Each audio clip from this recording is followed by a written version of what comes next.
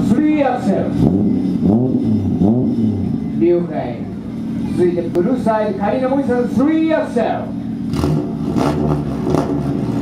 さあなんか怪しいなこの3アクセル。いこうか。命をかけた10秒ルールレディーゴー。